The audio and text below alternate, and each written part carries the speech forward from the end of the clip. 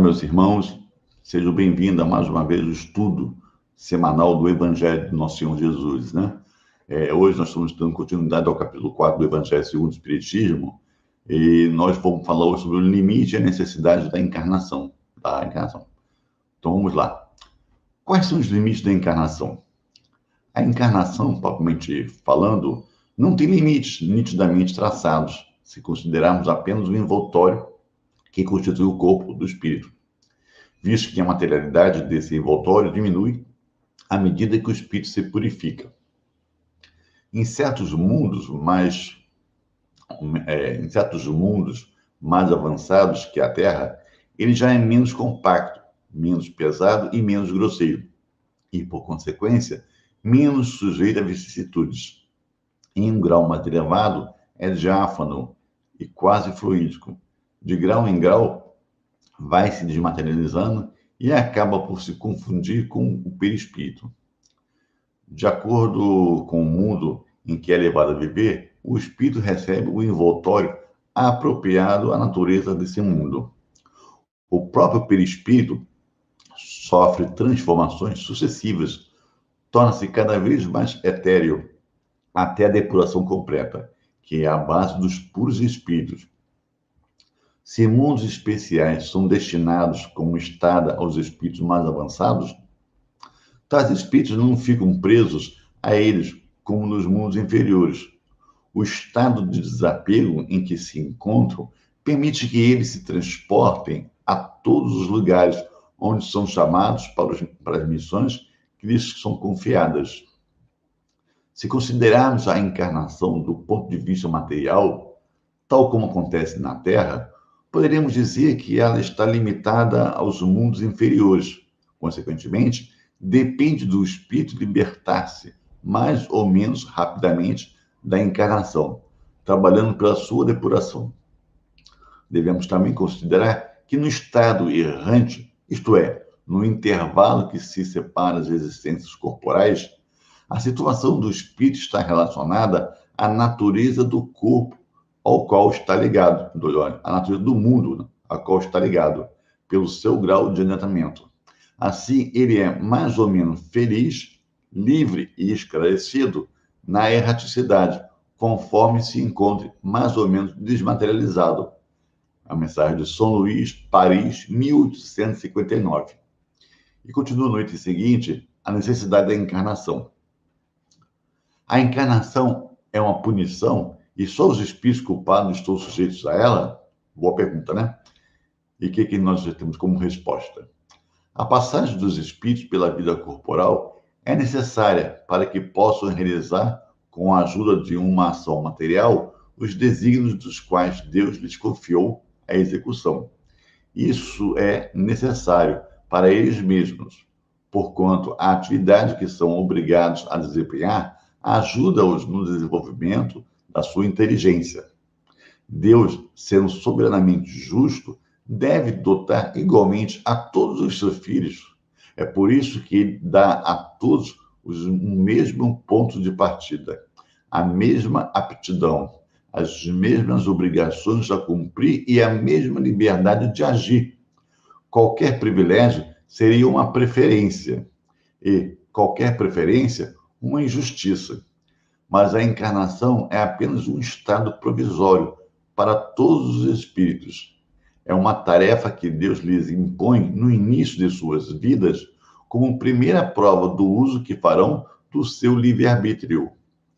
Aqueles que realizam essa tarefa com zelo transpõem rapidamente e menos penosamente esses primeiros degraus da iniciação e desfrutam mais cedo do resultado do seu trabalho. Aqueles que, ao contrário, fazem mau uso da liberdade que Deus lhes proporciona, retardam o seu adiantamento. É assim que, por sua obstinação, podem prolongar indefinidamente a necessidade de reencarnarem. É aí que a encarnação torna-se um castigo. A mensagem de São Luís, Paris, 1859. Continuando no item 26, ele traz aqui umas observações, né? Uma comparação simples fará compreender melhor essa diferença. O estudante só chega aos graus da instrução superior após haver percorrido a série de classes que a eles exijam são um meio de atingir o objetivo e não uma punição. O estudante dedicado abrevia o caminho e nele encontra menos dificuldades. O mesmo não acontece com aquele cuja negligência e preguiça obrigam a repetir certas classes. Não é o trabalho da classe que é uma punição, mas a obrigação de recomeçar o mesmo trabalho. Assim ocorre com o homem na Terra. Para o espírito do selvagem, que está quase no início da vida espiritual, a encarnação é um meio de desenvolver a sua inteligência. Mas para o homem esclarecido, em que o sentido moral está amplamente desenvolvido e que é obrigado a repetir as etapas de uma vida corporal cheia de angústias, quando já poderia ter chegado ao objetivo, a encarnação é um castigo, pela necessidade em que se encontra de prolongar sua permanência nos mundos inferiores e infelizes. Aquele que, ao contrário, trabalha ativamente para o seu progresso moral, pode não só abreviar a duração da encarnação material, como transpor de uma só vez os graus intermediários que os separam do mundos superiores. Os espíritos não poderiam encarnar uma única vez em um único globo e cumprir suas diferentes existências em esferas diferentes? Outra pergunta nos traz, né? Essa opinião seria admissível se todos os homens estivessem exatamente no mesmo nível intelectual e moral na Terra. As diferenças que existem entre eles, desde o selvagem até o homem civilizado, mostram os graus que estão destinados a transpor. A encarnação, aliás, deve ter uma finalidade útil. Ora, qual seria o objetivo das encarnações de pouca duração de crianças que morrem com muito pouca idade? Elas teriam sofrido sem proveito para si mesmas ou para os outros. No entanto, Deus cujas leis são soberanamente sábias, nada faz de inútil. Pelas encarnações, sofre o mesmo globo. Pelas reencarnações sobre o mesmo globo, quis que os mesmos espíritos se reencontrassem, tivessem a oportunidade de reparar os seus erros recíprocos, tendo em vista as suas relações anteriores. Ele quis ainda estabelecer os laços de família sobre uma base espiritual e apoiar, sobre uma lei natural, os princípios da solidariedade, fraternidade e igualdade.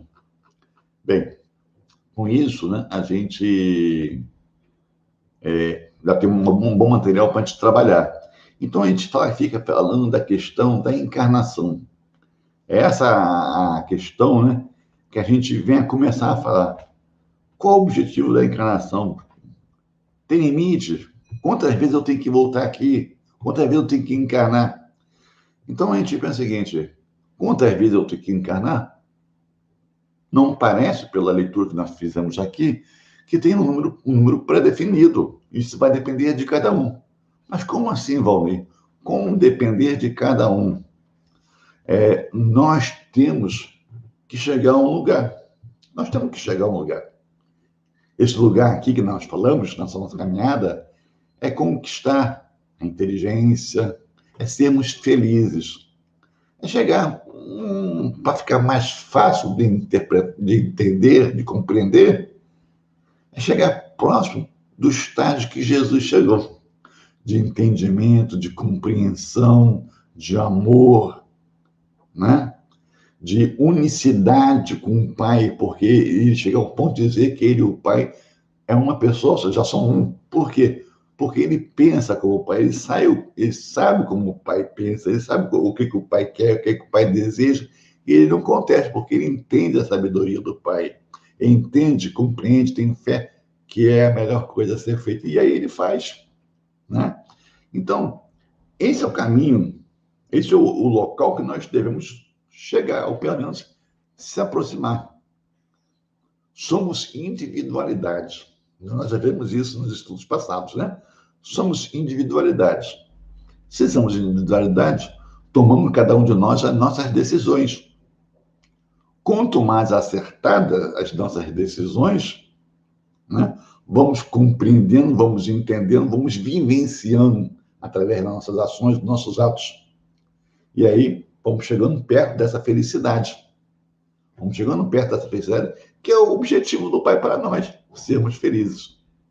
Mas se nós assim não procedemos, se nós entendemos que temos que fazer diferente, que a nossa teimosia, o Pai não nos pune por isso, entende que faz parte do nosso aprendizado, da construção do nosso aprendizado, do desenvolvimento da nossa inteligência, pelas nossas tomadas de decisões. É o nosso livre-arbítrio. Esse é o motivo pelo qual estamos encarnando também, para darmos provas, né, que sabemos nos comportar com essa liberdade que nos é dada do Pai. Mas como estou dizendo, como estava dizendo, se tomam decisões equivocadas, para mim são decisões certas, mas perante a lei do Pai, que é perfeito, está equivocada, eu não vou chegar num caminho que eu devo chegar, de ser feliz. Logo mais na frente, embora no primeiro momento possa ensaiar uma sensação de felicidade, mas logo aqui mais na frente, isso vai acabar, porque isso foi uma ilusão. Não é verdade? E aí vem o sofrimento, mostrando que o quê? A minha escolha lá atrás não foi a melhor. Não me levou onde era para levar. Aí, como dizia o Chico Xavier, eu não posso mudar o passado, mas eu posso hoje fazer o meu amanhã, o meu futuro. Então, e de base dessa decisão que eu tomei, né, e o resultado não foi interessante para mim, vamos pensar, vamos avaliar e vamos fazer uma nova decisão. Olha o meu livre-arbítrio aí. Então, respondendo, tem limites para encarnações? O limite quem vai dar sou eu. Diante de como eu me comporto, do quanto eu vou agindo em conformidade com as leis do Pai. Na verdade, outra coisa que ele fala também, que nosso corpo, ele também diz que a gente vai se desenvolvendo, né, como espírito, o nosso corpo vai também desenvolvendo, porque o espírito, ele intelectualiza a matéria, o corpo vai se melhorando, vai se depurando, vai ficando menos materialista, vai ficando um material mais leve. Aí você pergunta, mas como isso? Vamos fazer uma lembrança atrás, lá nos primórdios, né, na Idade da Pedra, que é da pedra ali, né? A gente vê que o homem, o ser humano, não tinha descoberto o fogo ainda, não tinha os talheres. Ele, para comer, ele abatia o animal e ele cortava a carne através, né, dos seus dentes, a força que ele tinha. Então, era preciso que, na época, você tivesse mais dentes, né, para poder mastigar aquilo ali, o maxilar, a estrutura aqui mais forte, porque havia necessidade de uma grande força para você cortar uma carne.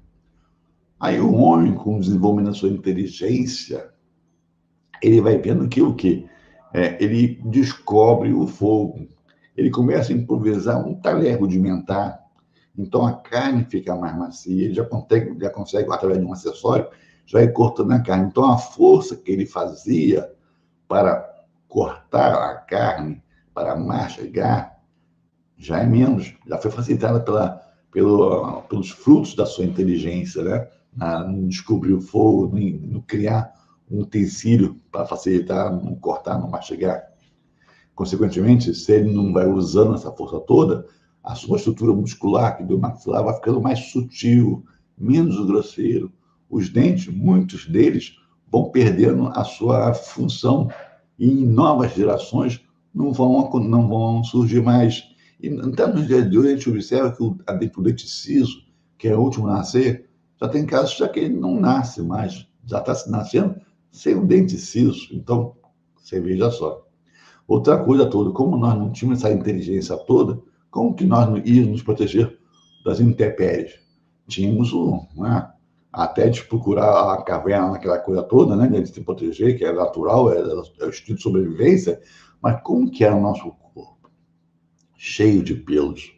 Servia também para fazer uma compensação térmica ao nosso corpo.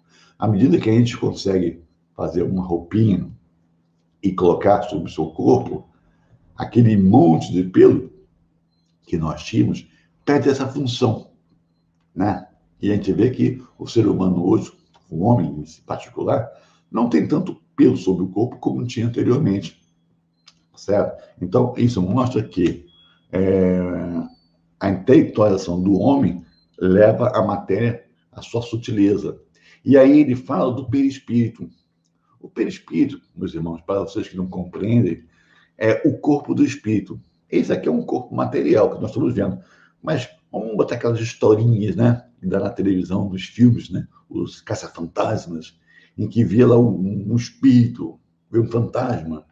Na verdade, o espírito em si, ele é imaterial. Eu não consigo ver, porque ele não é material.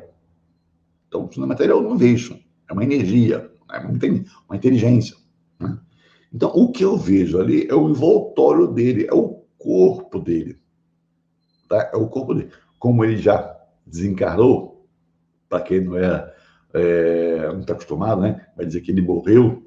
Se ele morreu, aquele corpo se decompôs no solo. Então, como é que eu vejo? Com o seu corpo que já pré-existia e continua após. É o corpo do espírito, é o perispírito.